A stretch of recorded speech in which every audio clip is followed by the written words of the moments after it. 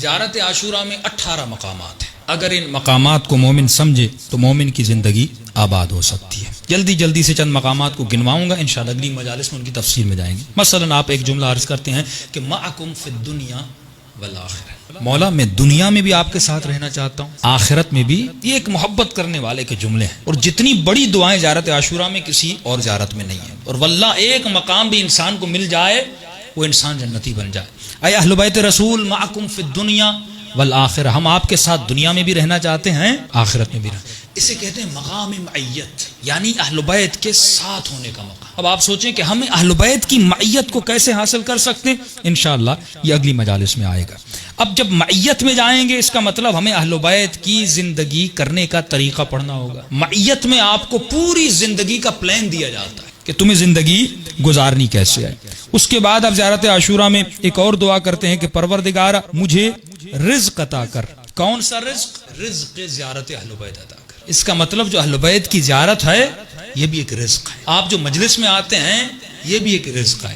آپ آئے دوسرے لوگ نہیں آئے، اس کا مطلب آپ کے رزق میں یہ موجود تھا کہ اہل بیت کے رزق میں. دوسرا آپ وہاں پر دعا کرتے ہیں کہ پروردگارا مجھے امام حسین کے قاتلوں سے بدلے لینے کی توفیق عطا فرما. اب بدلہ لینا یہ بہت بڑا مقام ہے، جسے ہم کہتے ہیں کہ انی سلم لمن سالمکم حرب لمن حاربکم، مقام حرب، یعنی مولا میں آپ کے دشمنوں سے لڑنا چاہتا ہوں. اب یہ شیعت کا مصمم عقیدہ ہے. ہم اس ہر شخص سے لڑتے ہیں جس نے محمد اور آل محمد سے دشمنی کی. اب وہ کوئی بھی ہو، کس نسل کا ہے، کس رنگ کا ہے، وہ قریبی ہے، وہ ساتھی ہے، وہ رشتہ دار ہے. بھائی ابو جہل کون تھا؟ ابو لہب کون تھا؟ یہاں تو معیار نسل ہے ہی نہیں، رشتہ داری. چچا رسول کا ہے لیکن اللہ لعنت بھیج رہا ہے. چچا ہے بھائی، رسول کا چچا احترام کرو. اللہ کہتے ہیں چچا کیا ہوتا ہے، بھائی کیا ہوتا ہے، بیٹا کیا ہوتا ہے. سوال یہ ہے کہ یہ میری آئیڈیالوجی پہ، میرے نظریے پہ، میرے دین پہ چلتا ہے کہ نہیں چلتا.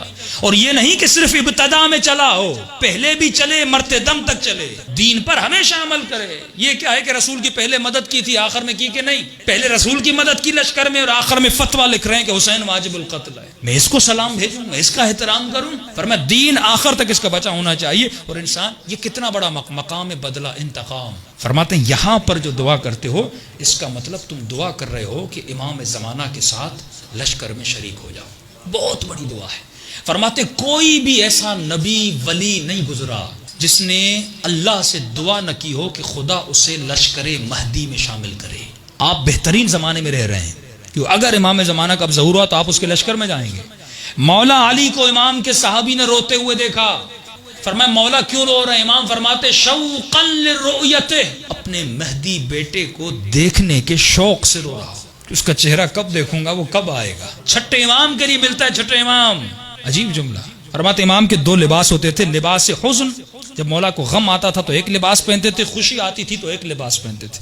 صحابی جب ملنے جاتا ہے تو چھٹے امام نے لباس حزن پہنا ہوا تھا، غم کا لباس. اور امام کے ہاتھ میں اسی طرح ایک ڈائری تھی یا کتاب تھی، امام اس کو پڑھ رہے تھے، رو رہے تھے. تو کسی نے کہا مولا کیوں رو رہے ہیں؟ فرمایا یہ کتاب مجھے میرے بابا علی سے ملی ہے. اس کتاب میں ہمارے بیٹے 12ویں بیٹے کے احوال لکھے ہوئے، حالات لکھے ہوئے ہیں. اس کے حالات کو پڑھ کے رو رہا ہوں کہ میرے اس بیٹے پہ کیا گزرے گی. اس پہ بھی آؤں گا کہ امام زمانہ پہ کیا کیا گزر رہی ہے جن سے ہم واقف نہیں ہیں. آپ نے وہ قتل نہیں دیکھے، آپ نے وہ غارت نہیں دیکھی، آپ نے وہ خواتین کی عزتوں کا پامال ہونا نہیں دیکھا جو شام میں، جو یمن میں، جو عراق میں اتنا ظلم ہوا. ہم ایک چیز کو دیکھنے کے بعد 3 دن تک سو نہیں سکتے. امام زمانہ یہ ہر لمحہ دیکھ رہے ہیں. کبھی فرماتے میرے دادا حسین ہر روز نماز عصر کے بعد خدا مجھے یہ خون بھرا کرتا دکھاتا ہے. یہ مظالم، یہ ظلم امام اپنی آنکھوں سے دیکھ رہے ہیں. اس امام پہ کیا گزر رہی ہے 1000 سالوں سے دیکھ رہے ہیں. چھٹے امام فرماتے ہیں میں اس کے حالات کو پڑھ رہا ہوں اور رو رہا ہوں. اور جب بھی امام کا نام آتا تھا چھٹے امام اپنے بیٹے کے احترام میں کھڑے ہو جاتے تھے. اتنا مقام امام زمانہ کا. مقام کیوں ہے؟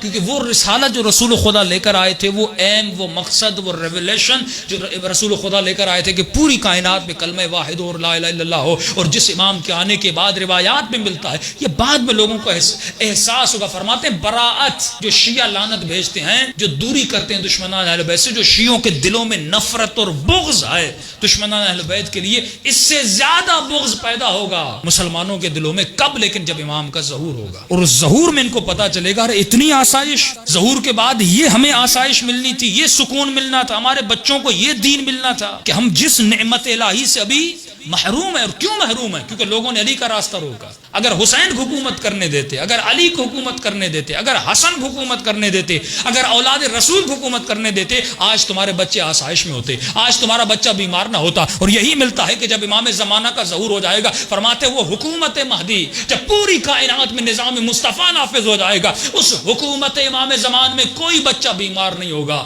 کوئی بچہ کافر پیدا نہیں ہوگا، اس سوسائٹی میں کوئی چور پیدا نہیں ہوگا، اس حکومت امام میں کوئی انسان بھوکھا رات کو نہیں سوئے گا۔ ان کو پتہ نہیں انہوں نے خود کو کس چیز سے محروم، ہم کیونکہ درد ہے نا شیعوں میں، ہمیں پتہ ہے انہوں نے اہل بیت کو حکومت کرنے نہیں دی اور ہم کس نعمت سے محروم ہو گئے، لیکن مسلمان تو علی کو جانتے نہیں نا۔